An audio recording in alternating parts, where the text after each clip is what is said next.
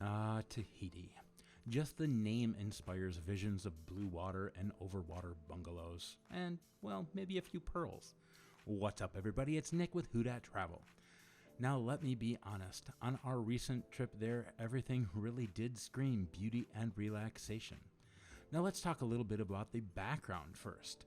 Tahiti is actually part of French Polynesia, an archipelago in South Pacific.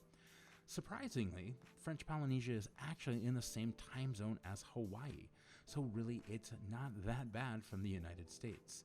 Now, personally, I would definitely include French Polynesia in your bucket list of places to visit. But when you're checking off that bucket list trip, well, how do you decide where to go? Now, although Tahiti is home to the International Airport, PPT, the primary international gateway near Papeete, most of what makes this island nation so alluring requires another hop. Aquamarine lagoons, overwater bungalows, pristine beaches, and some of the world's most aspirational properties dot the coastline of two locales in particular, Moorea and Bora Bora. Now, my family chose Moorea because we did a lot of research looking into the perks and drawbacks in order to maximize our time in paradise, and we are here to help you do the same. So which island is more beautiful? Well, for starters, Bora Bora is actually a collection of islands, and some, of course, are far more breathtaking than others. Bora Bora's main island of Vietepe is pretty, but it's not the island that you see on the postcards and screensavers. Those are a bit farther out, and the most beautiful islands are claimed by premier resorts like the St. Regis, the Four Seasons, the Conrad, and the Intercontinental. Generally speaking, high-end properties in Bora Bora can offer crystal clear, calm lagoons, stupendously fine white sand beaches, gentle breezes, and stunning views of Mount Atamano. Except for the resort islands in the Maldives, you'll be hard-pressed to find that combination anywhere else. Hence the exclusivity and, of course, these sky-high prices.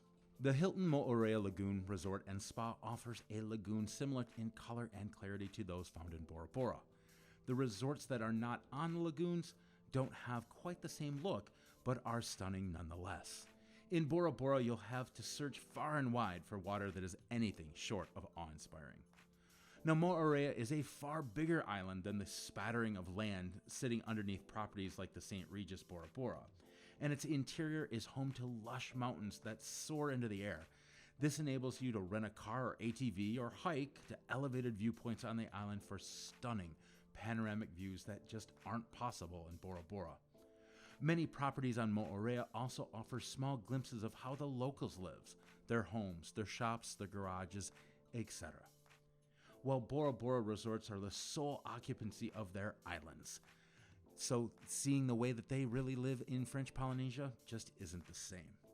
I personally enjoy the charm of being among locals, but Bora Bora offers a more exclusive atmosphere, one that feels a million miles away from real life. Now let's talk about travel time and hassle.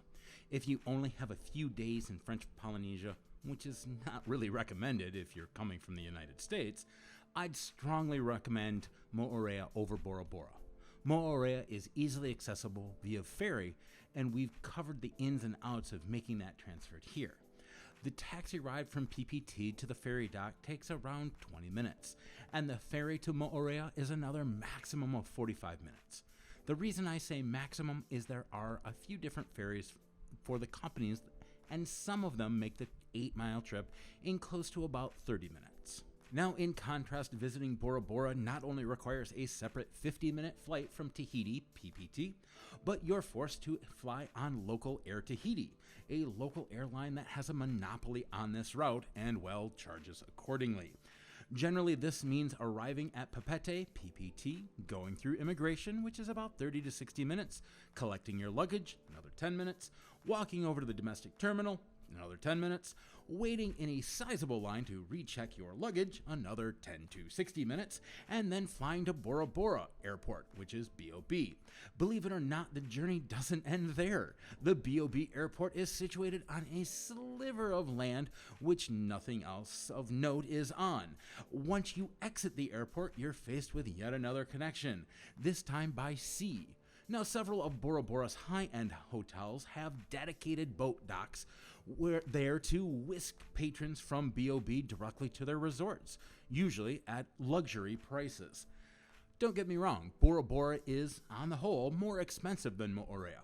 For one, a round-trip flight between Tahiti, PPT, and Bora Bora, BOB, typically runs around $400 to $500 per person, whereas the ferry to Moorea is about $30 round trip. Now, once you land in Bora Bora, there's usually a $100+ boat transfer to any of the nearby resorts. Now, most of the ones I saw were $250 to $300 actually. Whereas you can reach any of Moorea's hotel and guest houses for about $30 via shuttle or taxi. Then there's the food. Each Bora Bora property is a self-contained entity where your food options are very limited. If you've ever seen the food prices for resorts in the Maldives, now you've got an idea how this works. Conversely, Moorea has a number of restaurants that include shuttle service for free with any reservation. Now, we were able to head to Rudy's restaurant on Valentine's Day. They had exceptional customer service. They really did make you feel like a part of the family, and the food was great and relatively reasonable prices. And you won't have to pay a thing to get there and back from your hotel. Now let's look at things to do. If you're dreaming of only digging your toes into the sand and maybe reading book after book on a hammock overlooking a beautiful lagoon, well, Bora Bora will suit you just fine. Now, if you're hoping to do pretty much anything beyond lounge on the beach or maybe a jet ski, Moorea is apt to be more enjoyable for you. I love a good beach day, don't get me wrong, but I also want to have my vacation a little bit more variety. Now, don't get me wrong, this is supposed to be a vacation and I have some downtime. If I want a vacation with no downtime, I'll just go to Disney. Trust me, that happens a lot. Just check out all of the Disney tips and tricks on the channel. But I digress. The thing about Bora Bora is that it really only does have one thing: jaw-dropping views and world-class beaches to chill on. Moorea, on the other hand, is jaw-dropping as well, just on a larger scale. The view of the mountains around the island is just awe-inspiring. I never got tired of looking at the mountains leading into the clear blue water. But the island also offers more than just that for the explorers and adventurers. If you're the type who likes to pack hiking boots and a walking stick alongside your swimsuit, you'll love Moorea. There are guided tours of the island that will show you the waterfalls and private beaches and some of the most amazing lookout points. Or you can even rent an ATV where you can rumble through the wilderness in search of panoramic viewpoints, as well as several renowned hiking trails. You can easily run a buggy or a car to circumnavigate the island, which takes about 90 minutes, stopping at local shops. The pearls are a particular draw, and viewpoints along the way. I have babbled for long enough. Let's get down to the bottom line.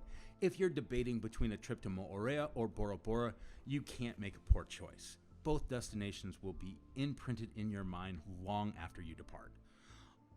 Unreal, otherworldly, and idyllic are all terms that apply to both.